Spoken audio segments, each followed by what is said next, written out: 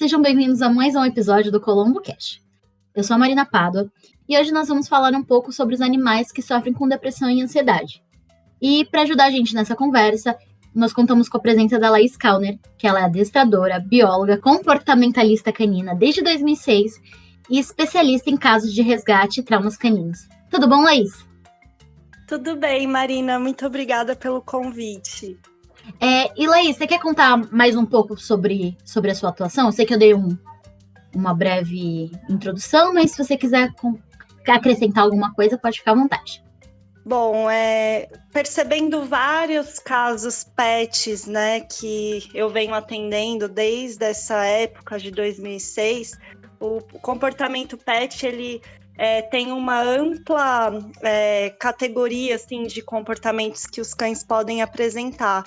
E aí, atualmente, né, eu percebi que seria bem bacana e complementar ao treinamento dos cães que eu atendia, fazer uma terapia também que traz uma lucidez durante a comunicação e a afetividade entre os animais e as pessoas, né, entre os donos de cães. E essa terapia se chama constelação familiar sistêmica. E para os casos que você está trazendo hoje, é bem bacana, assim, a gente utilizar essa terapia durante o atendimento ou antes mesmo de começar o adestramento do cãozinho.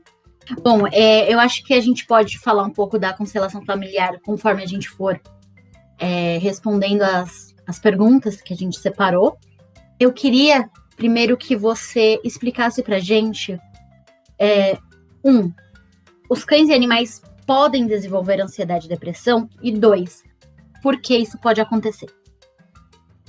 Legal. Sim, eles podem desenvolver tanto a depressão, que a gente acaba achando que é uma doença apenas humana, mas eles podem sim, e também como ansiedade, né? A depressão, ela pode acontecer em um mecanismo de defesa do animal, né? Que é chamado na psicologia de desamparo aprendido. Ou seja, em uma situação em que houve um estresse muito alto para o cão, uma situação bem aversiva, onde ele passe por um estresse psicológico ou mesmo físico, o cachorro ele entra num programa de emergência, né, que a gente costuma chamar, e isso é devido ao estresse, então ele não consegue nem mais lutar e nem mais fugir da situação que foi tão estressante para ele. E aí é chamado de desamparo aprendido. Acontece em situações em que, até mesmo situações comuns, assim, como uma contenção, muitas vezes numa clínica veterinária, né, quando o médico vai fazer algum procedimento, e aí o cão ou o gato também, né, eles podem entrar nesse estado de congelar, assim, e isso acontece também em situações da nossa casa, da nossa rotina, quando o cão percebe que ele não tem o que fazer, ele não consegue fazer isso, uma coisa que seria instintiva para ele como mecanismo mesmo de expressão, né? E aí ele passa a ter essa reação, o que causa apatia, o que causa um isolamento no animal. Ele fica mais intolerante também ao toque, e a gente consegue perceber essas mudanças mesmo no animalzinho. E eu queria saber, então, quais são essas situações que esses cães e gatos presenciam que tem mais a tendência de gerar essas doenças neles. Então, é ficar preso em algum lugar, é levar muita bronca, porque eu acho que muitos donos, eles têm esse medo de reprimir seus animais e acabar afetando eles de outras formas, né? Então, quais seriam essas situações mais comuns que gerariam a depressão e a ansiedade nos animais? Isso que você falou também faz bastante sentido. Cães que ficam muito tempo presos, né? Existe ainda algumas casas, algum comportamento assim de donos de cães que infelizmente mantém o animal muito restrito, né, condicionado ali ficar numa coleira, numa corrente dentro de casa, ou mesmo cães que só vivem no quintal. Isso faz com que eles tenham tantas reações ao longo do dia e o nível de adrenalina dele aumenta tanto que ele precisa, de alguma forma, canalizar tudo isso, né? Então, assim como a gente que precisa do estresse, né, para se movimentar, para aprender, eles têm o estresse também como uma função hormonal que vai levar eles a situações de energia, de gasto de energia e até mesmo de sobrevivência. Mas quando isso passa a ser uma coisa que não é interpretada durante os sinais que a gente percebe que os cães expressam, né, vai virando, sim, algo mais patológico. Inclusive, relações que o cão pode ter com outro animal de estimação, de repente gera uma insegurança ou mesmo outro desvio, né, comportamental, como agressividade, ou cães que ficam com aquela mania de se lamber as patas muito tempo. Tudo isso tem um fundo hormonal, né, uma coisa química que não foi direcionada aí por não entender bastante da linguagem que o cão expressa. Muitas vezes a gente acaba não interpretando corretamente, porque eles vão se acalmando também ao longo do dia, né? Mas mesmo assim, mesmo eles apresentando expressões de calma o tempo todo, muitas vezes o nível de cortisol pode demorar até 48 horas para baixar. Então é uma situação em que eles não conseguem expressar assim tão bem quanto a gente. Nos humanos, a ansiedade e a depressão, elas têm sintomas bastante diferentes. E eu queria saber se os sintomas nos animais também são diferentes. Então, quais sinais os donos podem ficar atentos? Certo. Na depressão, como eu disse, eles podem buscar um isolamento, a gente percebe a apatia no animal, né? Muitas vezes ele não quer ser tocado. A gente você percebe que o cachorro ele pode até ter algumas reações de ficar atônito, né? Durante uma descida de escada, por exemplo, e isso tem a ver com toda essa relação do estresse, né, do animal, ele ficar paralisado, assim, em algumas situações do dia a dia. E a ansiedade, ela também está muito ligada com o cão não conseguir lidar com situações, ou ele não poder lidar com situações. Então, por exemplo, acontece em muitas casas aqui no Brasil, né? Porque nossas casas aqui são muito coladas na calçada, né? Os portões são diretos na calçada. Então, para o cachorro, é muito estressante ver um outro cão passando do outro lado da rua ou mesmo na calçada em frente ao portão dele. E é uma situação que ele não tem controle. Então, assim como a gente, quando a gente não tem controle de algo, fica difícil, né, a gente lidar com a situação, gera ansiedade. E para o cachorro a mesma coisa. E aí o que acontece? De alguma forma, ele vai utilizando sinais, né? Por exemplo, o latido excessivo, ou fica com os pelos eriçados, né? Para mostrar para o outro animal que ele é maior, que ele está controlando aquele espaço. E vira uma situação que, se não trabalhada, direcionada, vai ter uma reatividade na rua, vai ter uma agressividade, por conta da insegurança que o animal tem, né, de ver aquela situação e não conseguir lidar com aquilo, e entre outras coisas. Mas eu acho que a ansiedade, ela está bastante ligada a latidos excessivos, né? A ansiedade, ela também tem uma síndrome que leva para ansiedade de separação, que é uma situação bem comum hoje em dia, até porque se a gente não mantém uma rotina com nossos cães, né, um cronograma, tanto de treinamento quanto de brincadeiras, né, porque é muito importante também a gente levar os nossos cães a terem gastos de energia natural, que eles fariam naturalmente, que é cavar, sabe, que é morder. quer correr. Isso tudo tem que ser incluído durante a nossa convivência com os cães, né? Você anteriormente mencionou essa ansiedade, essa depressão, elas podem ficar em níveis tão altos que elas levam a situações mais patológicas na saúde do animal. E eu queria saber que tipo de doença ou de que forma essa situação comportamental pode afetar a saúde do animal. Certo. Olha, o que eu tenho visto bastante são cães com bastante problemas dermatológicos, né? A relação dele com o mundo é tão difícil, ele tá tão... a pele é o nosso órgão externo, né? Então ele tem tanta insegurança ou ele tem tanto problema de socialização que existem muitos cães com problemas dermatológicos, com alergias e tudo mais. Gastrite são coisas que eu venho acompanhando em alguns casos que eu atendo para trabalhar comportamento pet, né? E eu venho percebendo muito isso. E é muito parecido mesmo com nossas reações, né, orgânicas, assim.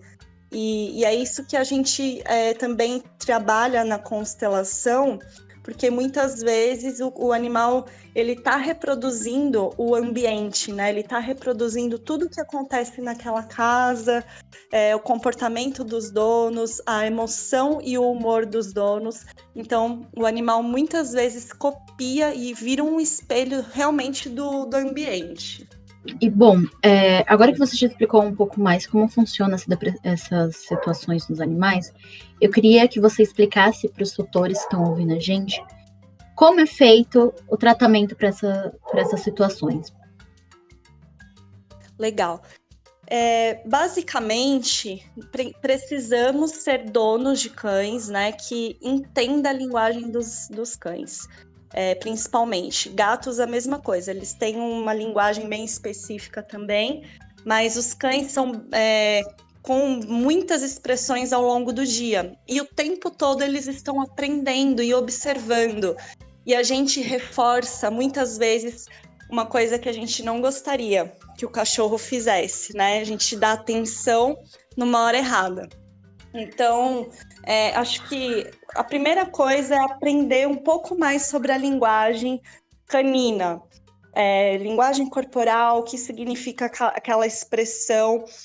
E, assim, entender um pouco também sobre comportamento e treinamento, sabe? Em outros países, como na Europa, por exemplo, é necessário os donos de cães fazerem uma espécie de prova de habilitação para ter um animal de estimação, um cachorro. E isso aqui no Brasil a gente não tem, né? Inclusive por isso que a gente vê casos tão frequentes de humanização. Porque quando a gente quer ter um animal de estimação, a gente quer dar do bom e do melhor para ele, né?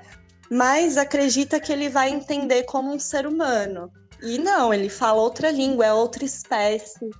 E é isso que é legal entender, assim. Aqui no Brasil a gente ainda não tem essas práticas, essas provas que habilitam a gente a ser condutores de cães.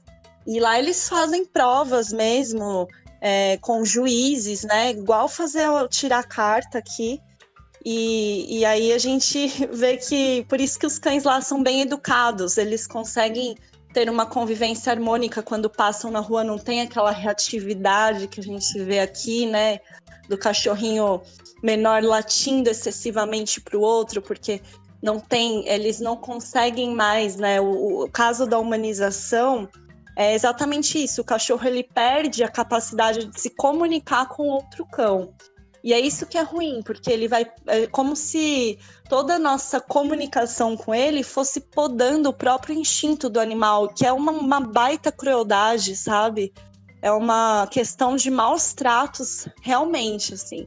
Então, para a gente ter um cachorro e querer que esse cachorro seja feliz, precisamos entender inicialmente a linguagem do bicho, né?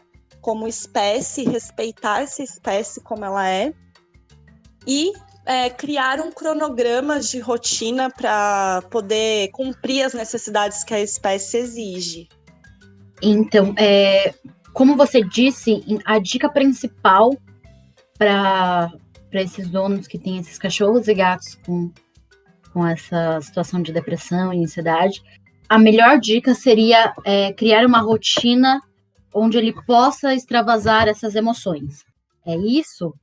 Sim, é isso mesmo, Marina. A rotina, ela é fundamental para o cachorro. Por quê? Porque é a rotina que vai fazer o cão ficar seguro em relação à sobrevivência dele. Então, quando a gente tem horário para comer, tem horário para passear, horário para treinar e horário de descanso, e biologicamente, os cães também têm horário para fazer as necessidades. Se a gente cria essa rotina visual mesmo, com um planner, sabe?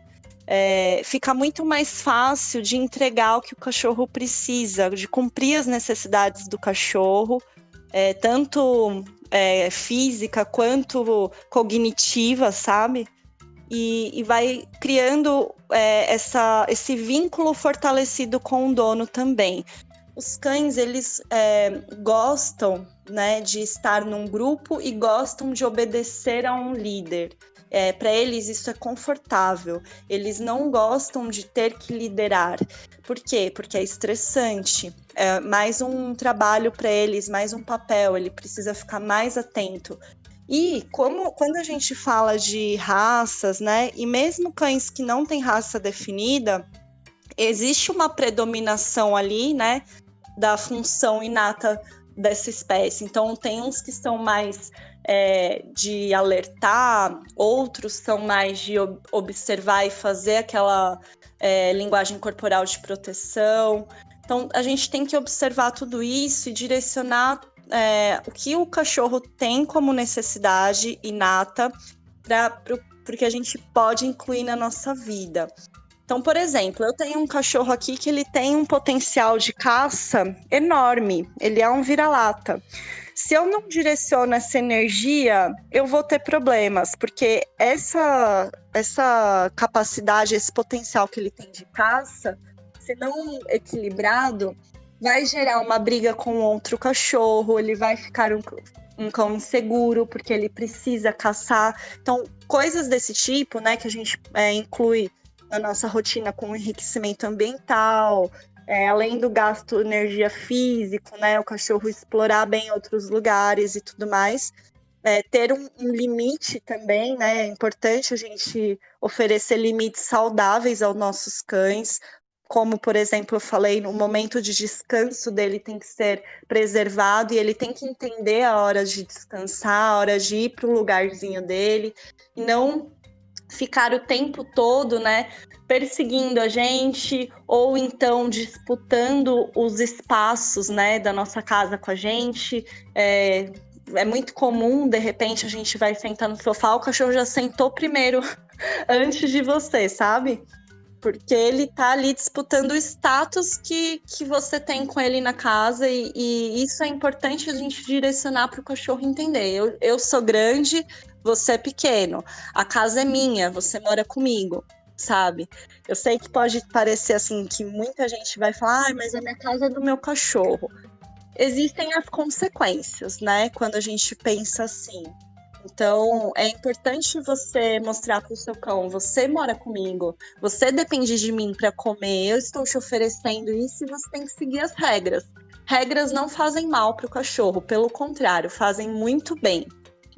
E os gatos, mais especificamente agora, porque eles são espécies um pouco mais tranquilas, assim, eles não precisam de tanto gasto energético. E como a gente pode trazer alguns comportamentos, que tipo de comportamento a gente pode trazer para nossa rotina que ajudam a sanar esses sintomas de ansiedade e depressão? Gatos, eles foram domesticados bem depois, bem mais tarde que os cães, né? Então, são animais domésticos que tiveram aí um início em lugares amplos e abertos, né? Como fazendas, lugares rurais, assim, e foram aos poucos vindo com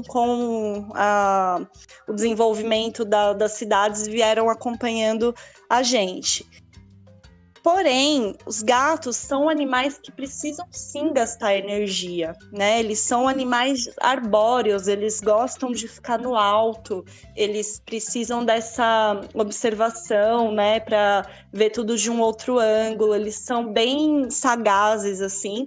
E a gente também precisa oferecer uma coisa que mais se aproxime do natural possível na vida dos gatos, né? Então, hoje em dia é muito legal que a gente vê vários produtos pets, inclusive as mobílias, né? Que a gente pode fazer essa adaptação na nossa casa, aproximando o que o gato necessita, que é subir, escalar, arranhar e ficar de cima, né? Olhando e tudo mais.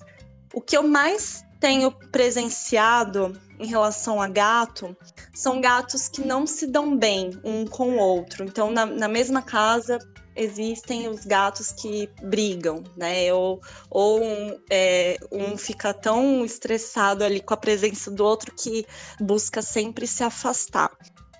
E isso é uma coisa que a gente consegue também identificar na constelação, que é uma forma da gente perceber ali quem que tá precisando de espaço, sabe? É sempre assim, a gente vai sempre fazendo uma abordagem, observando todo o ambiente, todas as emoções que estão ali presentes, e a gente consegue identificar.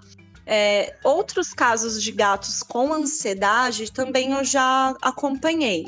Então, tem gatos que, quando tem uma mudança muito brusca, né, na rotina, ele passa a ficar mais querendo saber do dono, perseguindo.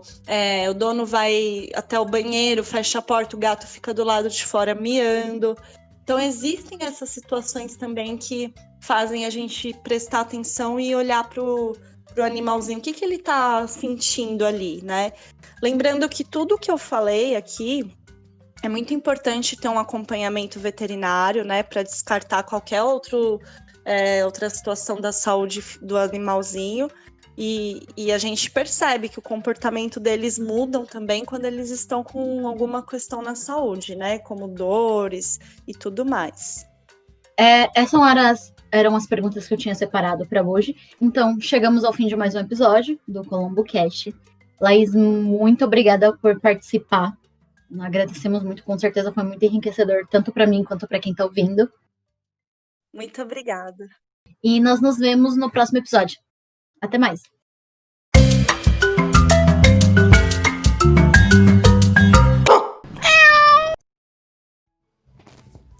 A Colombo Casa Pet faz parte do Grupo Colombo, que tem mais de 60 anos de experiência no varejo.